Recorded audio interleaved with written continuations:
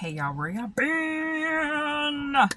Listen, y'all, it is definitely a purposeful season. Yes, it is. So I just want to talk about, like, in the same way as you create your space of comfort, as you create your space of peace, is the same direction you create with your divine purpose, okay? With giving back to yourself. So you create, a space for yourself, a roof over your head, protection for yourself, okay? You provide food for yourself. And why not actually work towards your purpose by creating that as well? Okay? Because in order for you to ultimately create and have a roof over your head and have food in your mouth, and transportation was created by a job force that was already created, right?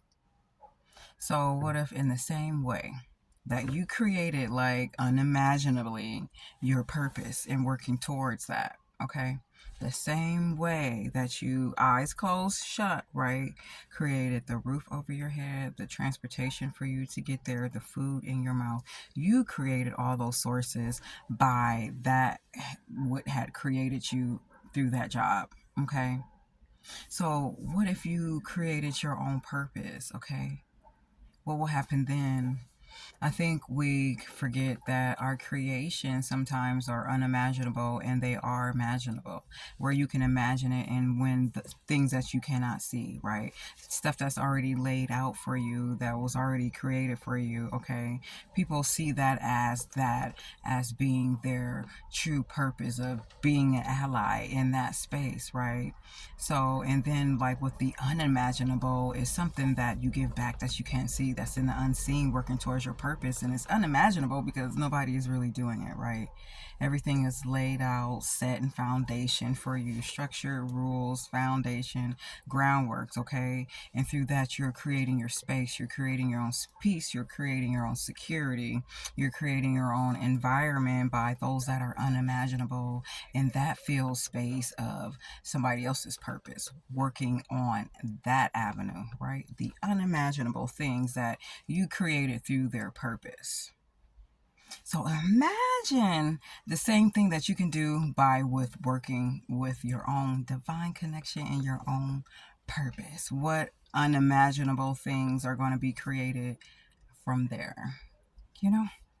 What can we create from our own selves? How many people can we help and gather and um, be influenced to by my own creations? Because you're already creating things already, right? That's unimaginable from you through your job. So you have the roof on your head. So you're automatically, it's like, okay, we're safe. We're safe. We have a job. We're safe. We can safely have kids now. Right.